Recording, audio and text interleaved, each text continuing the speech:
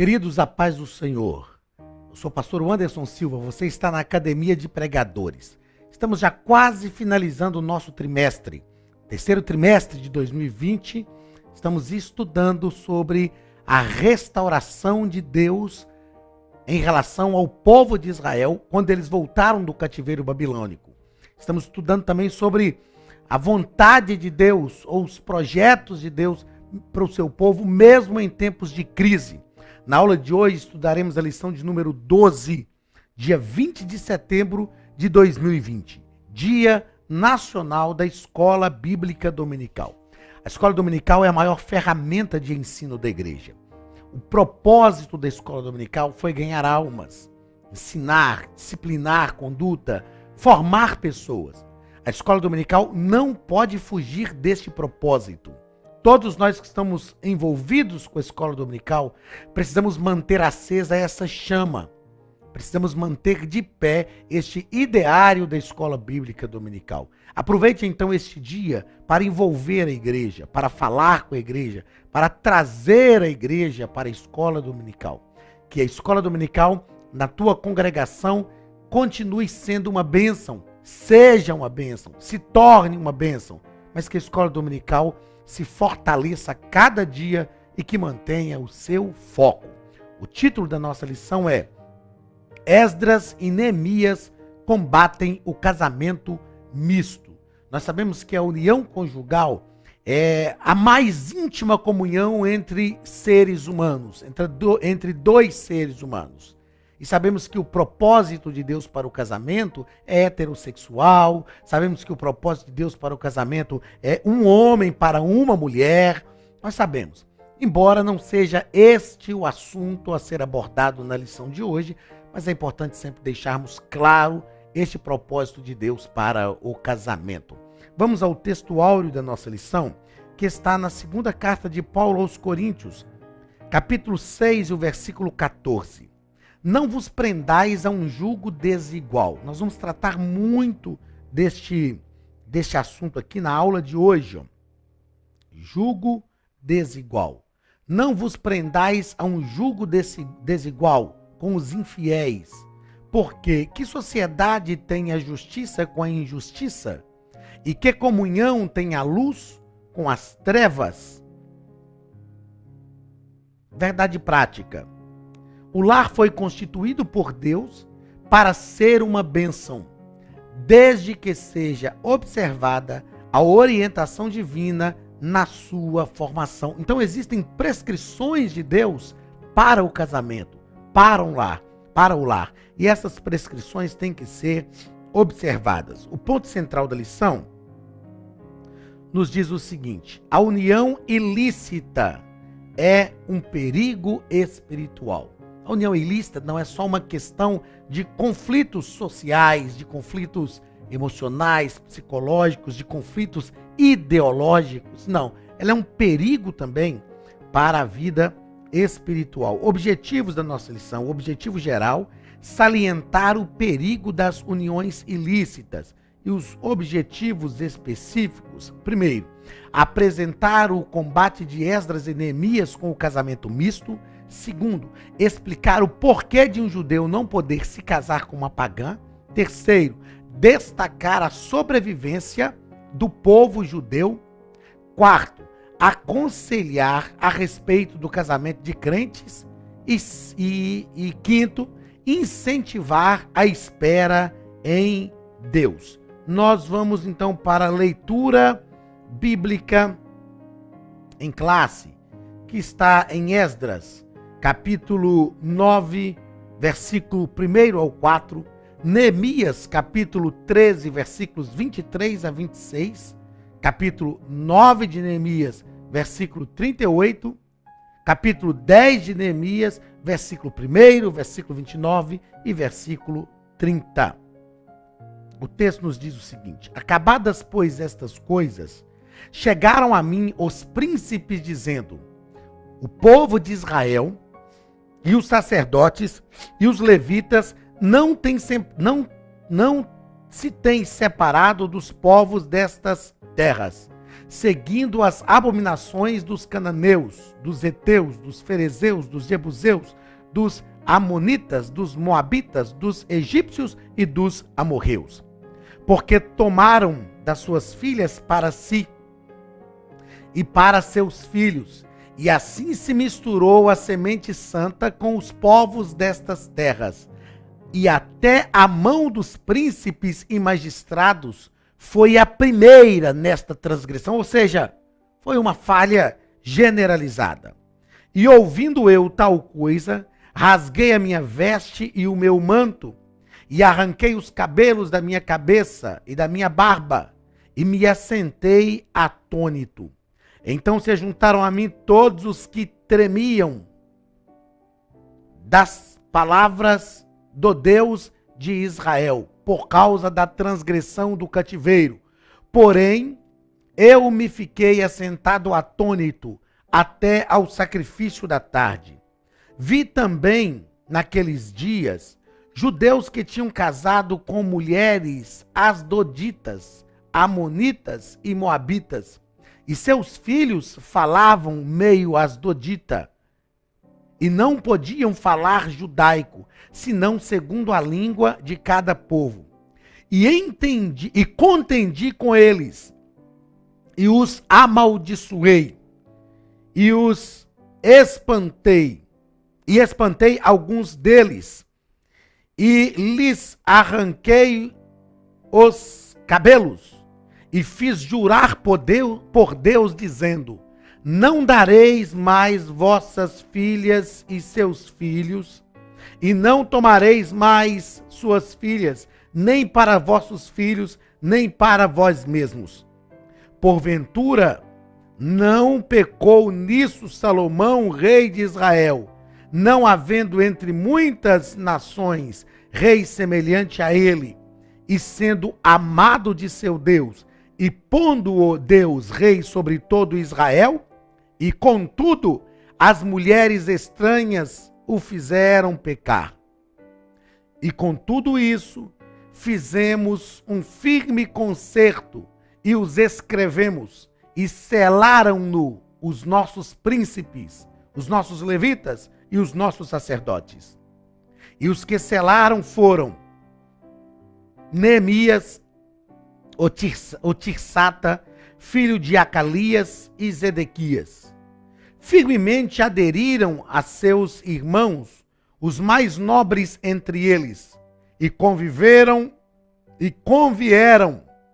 num anátema e num juramento de que andariam na lei de Deus, que foi dada pelo ministério de Moisés, servo de Deus, e de que guardariam e cumpririam todos os mandamentos do Senhor, nosso Senhor, e seus juízos e seus estatutos, e que não daríamos as nossas filhas aos povos da terra, nem tomaríamos as filhas deles para nossos filhos. Uma das ordens mais incisivas de Deus para o povo de Israel, até para que eles fossem um povo realmente separado por Deus e separado para Deus, é que eles tivessem cuidado com as questões conjugais. Eles não deveriam se unir a outras mulheres, eles não deveriam se unir a outros povos. Deus sempre teve muita cautela, e as ordens de Deus em relação a isso sempre foram firmes, severas, claras e concisas. E o povo de Israel não poderia se misturar. Nós vemos que, após retornarem do cativeiro babilônico, eles se misturaram com os povos daquela terra. E nós percebemos que Esdras, ele vai para Jerusalém, como nós falamos aqui, cerca de 79 anos, aproximadamente, depois que o povo já tinha ido. E quando ele chega, lá já estava feita a mistura. Neemias também vai para Jerusalém, 13, 14 anos depois que Esdras, ou aproximadamente 93 anos depois que Esdras havia chegado. E quando ele chega, a situação ainda era uma situação complicadíssima nesse aspecto. Com Esdras, o povo começou a abandonar essa prática. E com Neemias, realmente houve um abandono das mulheres pagãs e Deus restaurou de forma plena o seu povo. Vamos aos comentários da nossa lição. E o nosso comentarista, na nossa introdução, ele vai dizer o seguinte: na lei de Deus,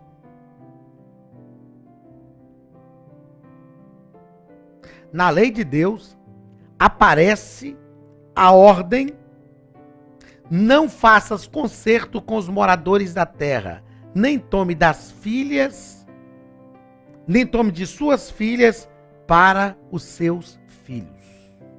Esta era uma ordem de Deus. Eles não deveriam fazer isso. Eles deveriam se guardar. Eles não deveriam fazer casamentos mistos. O povo começou a seguir as abominações dos povos que estavam na terra. Sem dúvida nenhuma, Deus sabia que isso ia acontecer, não é? Primeiro, que ele é realmente onisciente. E ele sabia que esse era um risco que o povo de Israel iria correr.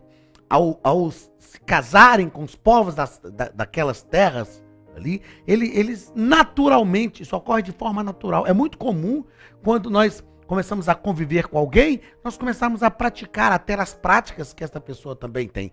Neste caso aqui não era só uma convivência, neste caso aqui era um ajuntamento de verdade, era um casamento, não é? E Deus então proíbe que eles se casassem a fim de que isso não acontecesse.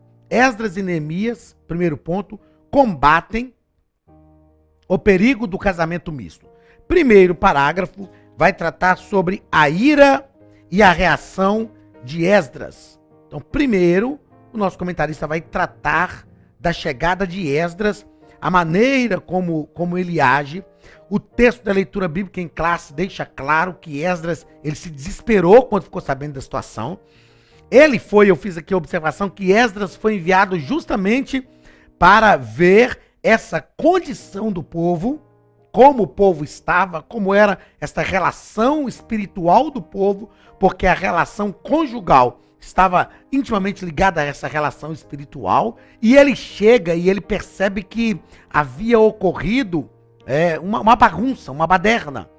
Realmente o povo tinha perdido o controle daquilo que tinha acontecido na questão da relação de casamentos mistos, e eles estavam envolvidos com adoração a deuses estranhos.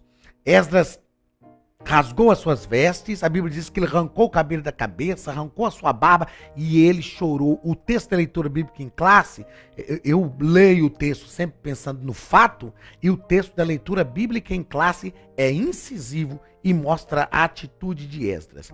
Agora, o efeito desta atitude de Esdras, esse cidadão aqui, que a Bíblia relata, que é o Secanias, era um sujeito conhecido no meio judaico. Quando eles veem aquela atitude de Esdras, isso foi tão estarrecedor, isso foi tão impactante, que muitos se juntaram a Esdras, se condoeram com ele. E esse Secanias, que era um cidadão que havia feito casamentos mistos, ele se aproxima e propõe que fosse solucionada a situação. Ele propõe que eles abandonariam esses casamentos mistos e entrariam novamente na vontade de Deus. Eles se arrependem, e aí vem este arrependimento do povo, e Esdras se levantou e os conduziu, os persuadiu a fazer um juramento diante dos sacerdotes, né? E todo o povo jurou conforme as palavras de Secanias. Esdras disse que eles tinham transgredido o Senhor, mas eles estavam agora arrependidos. E nós sabemos que o arrependimento é que realmente tem um efeito transformador. Só para a gente destacar, mais uma vez, o nosso comentarista, ele cita aqui, que antes da chegada de Esdras, né, Neemias já estava enfrentando aquela situação. Nós já destacamos isso aqui na lição passada, que Neemias não estava ali mas quando Esdras chega, a gente vai ver depois que Neemias chega, mais de uma década e meia depois, há também novamente esse arrependimento, porque o povo de Israel, eles viviam nessa vida de altos e baixos, se arrependiam, depois retomavam algumas questões e depois se arrependiam de novo. Era a paciência, a longanimidade de Deus estava sobre a vida dele. Segundo ponto, porque o judeu não devia casar com uma mulher pagã. A finalidade disso, nos coloca aqui o nosso querido e saudoso comentarista, a finalidade desta proibição era evitar que o judeu viesse a seguir a religião de sua mulher pagã. E neste registro da história de Israel, que é o segundo ponto aqui, nós temos diversos casos, ou alguns casos. O principal caso deles aqui é Salomão, né? Quando a gente lê a história de Salomão, nós vamos perceber que a Bíblia nos diz que Salomão teve 300 mulheres e 700 concubinas. O reinado de Salomão foi um reinado de paz. Ele não empreendeu nenhuma guerra, nenhuma batalha, mas ele fazia acordos com os príncipes e reis de outras nações e tomava filhas desses reis como mulheres, e essas mulheres levaram a Salomão a pecar. Salomão permitiu que se construísse altares a deuses pagãos e ele pecou contra Deus. Embora Salomão construiu o templo, eu sempre digo que as coisas boas que nós fazemos para Deus não nos isenta de pecar. Então nós precisamos vigiar, precisamos ter cuidado para não pecarmos, mesmo tendo feito coisas magníficas para Deus. A gente entende que Salomão se arrependeu, ele não morreu nessa situação caótica. O próprio livro de Eclesiastes nos mostra isso, que foi o livro que ele escreveu no final da sua vida, mas infelizmente essas mulheres com as quais Salomão se casou trouxeram problemas complicados para ele. Nós temos um outro caso aqui, que é o caso de Acabe. Acabe, como se não bastasse, Salomão tinha o coração voltado para Deus. Acabe não tinha o coração voltado para Deus. E Acabe se casou com uma mulher que era verdadeiramente endemoniada, Jezabel. Jezabel introduziu no meio do povo de Israel a adoração a Baal. E Jezabel era uma mulher dominadora. No caso da vinha de Nabote, por exemplo, que Acabe não conseguiu comprar a vinha, que era a herança de Nabote, Nabote não quis vender a ele chega em casa se lamentando e Jezabel dá um jeito de resolver o problema. Arruma testemunhas falsas contra Nabote, manda matar Nabote e fala com Acabe, vai e pega a vinha. E Acabe simplesmente foi, tomou a vinha de Nabote, e nós sabemos que Deus matou Jezabel e Deus matou Acabe também. Então é um perigo quando nós nos unimos a pessoas, principalmente no caso de quem é solteiro, se unir a pessoas que não professam a mesma fé. Ah, mas eu vou trazer ela para o lado de cá. Será que vai?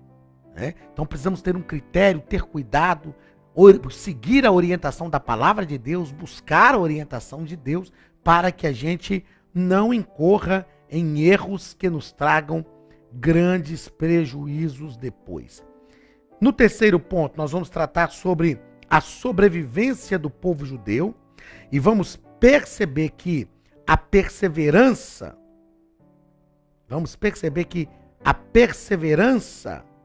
ou a preservação do povo judeu é considerada um milagre. É considerado um milagre.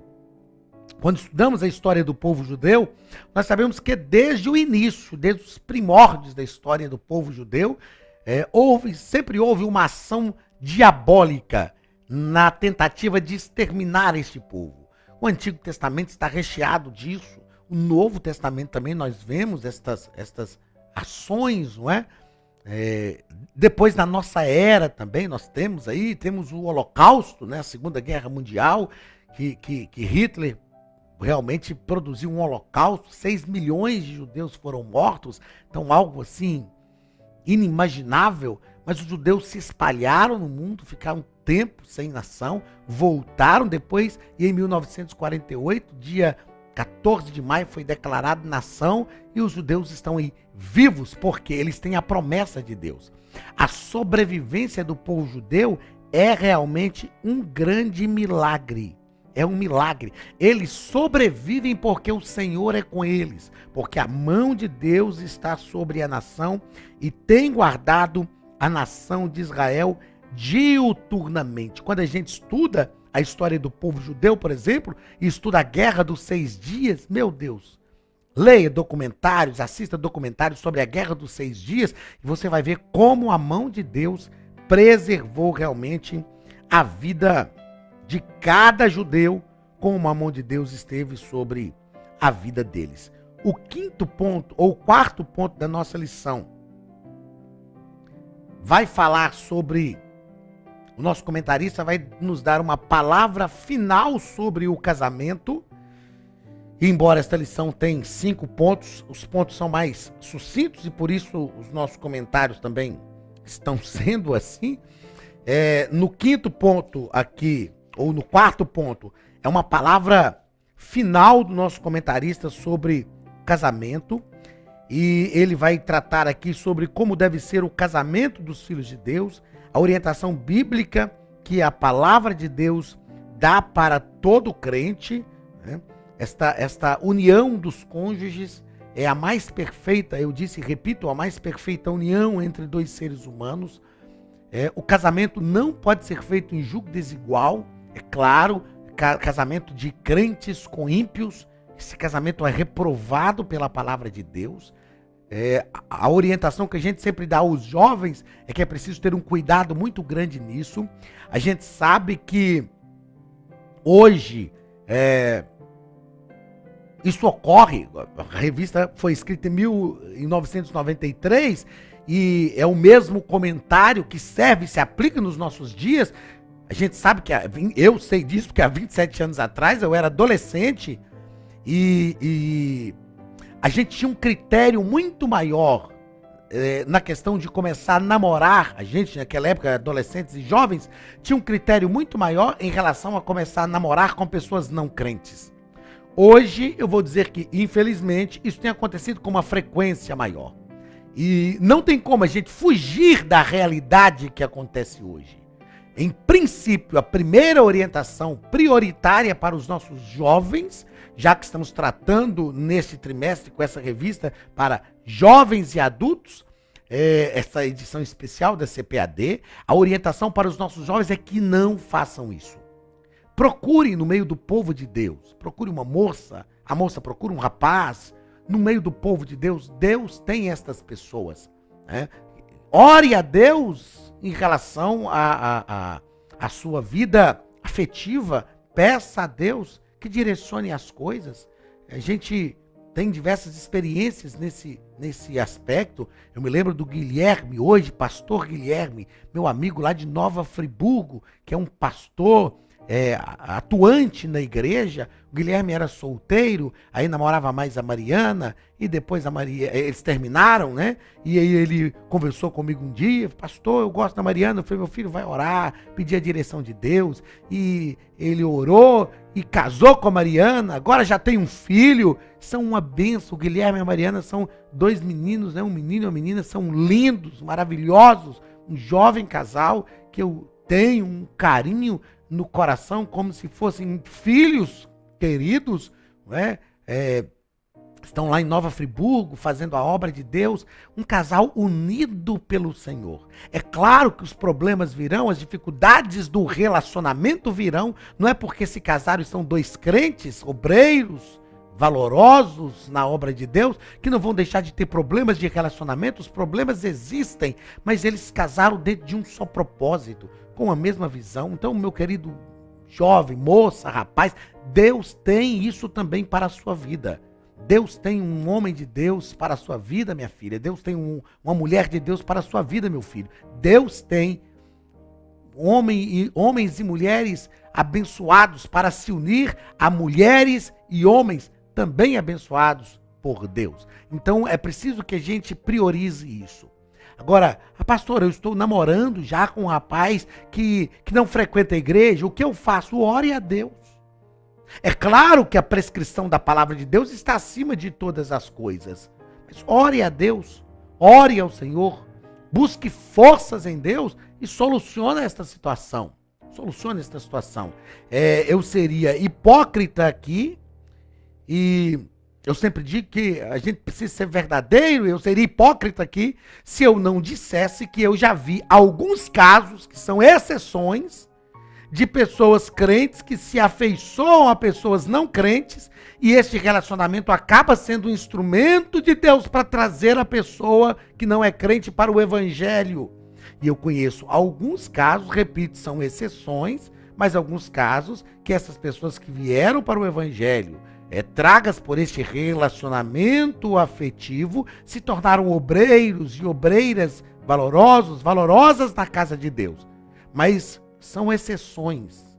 Nós precisamos lidar com aquilo que é regra, que é norma. E a norma da palavra de Deus, as prescrições da palavra de Deus, é que a gente não se una a julgo desigual.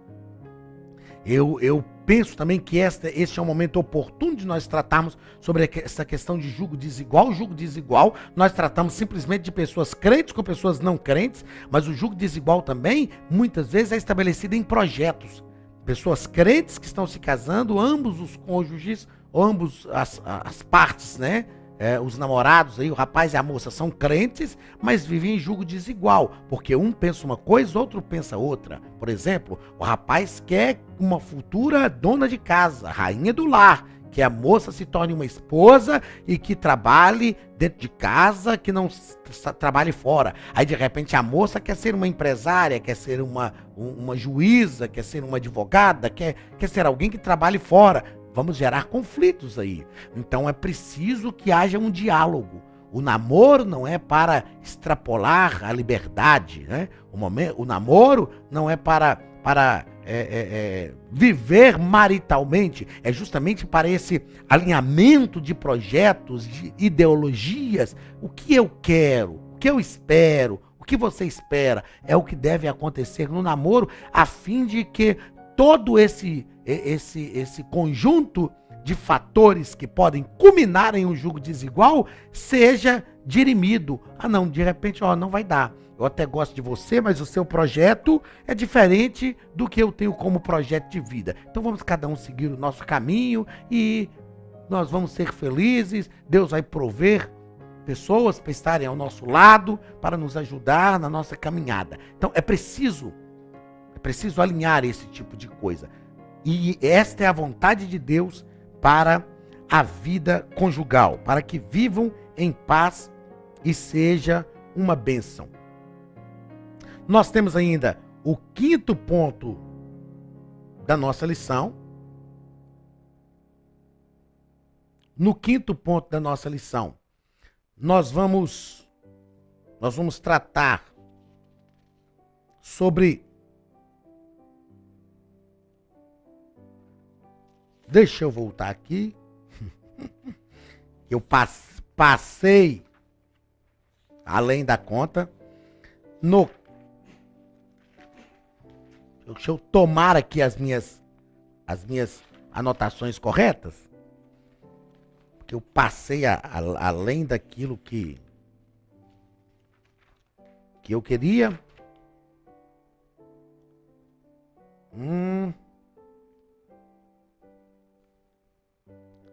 No quinto ponto, deixa eu voltar lá na nossa lição de número 12, que é onde nós estamos.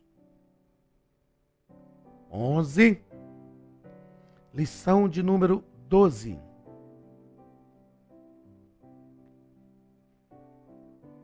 Terceiro, quarto, quinto ponto da nossa lição. Espera em Deus. Eu sei que já existe um movimento no Brasil chamado Eu Resolvi Esperar, e é um movimento interessante que envolve os nossos jovens, e é importante que os nossos jovens realmente esperem em Deus, esperem no Senhor. É preciso orar pedindo a Deus que prepare um cônjuge. E o nosso comentarista vai tratar aqui que Deus proveu uma companheira para Adão, Eva. E Deus ainda pode prover. É lógico que nós precisamos entender que O casamento é uma escolha pessoal. Nós escolhemos os cônjuges. O Anderson, você acredita em profecia para casamento? Acredito. Acredito. Mas são raríssimas exceções. E eu acredito também no seguinte aspecto. Quando Deus fala sobre isso, quando Deus fala que fulano vai casar com Beltrano, Deus gera amor no coração de fulano por Beltrana e gera amor no coração de Beltrana por fulano. Não existe esse negócio, Deus falou que você é minha escolhida. Mas eu não te amo. Não, mas você vai casar comigo mesmo sem amar porque é minha escolhida. Não, não existe isso. É preciso que haja amor, é preciso que haja envolvimento, é preciso que haja empatia, é preciso que haja simpatia, é preciso que haja química, vamos dizer assim. É preciso que haja química. Né? Deus provê. Então nós precisamos orar pedindo a Deus, sobretudo, nós precisamos orar pedindo a Deus que nos dê direção, nos ajude a escolher e depois que escolhermos, depois que casarmos, precisamos trabalhar a convivência. Ambos os cônjuges têm que abrir mão, têm que reconhecer erros e acertos. Ambos os cônjuges têm que procurar viver em paz. Porque se um só dos cônjuges procura viver em paz, isso não vai dar certo. Ambos os cônjuges têm que procurar viver em paz. Mas Deus pode realmente prover um casamento abençoado para a sua vida.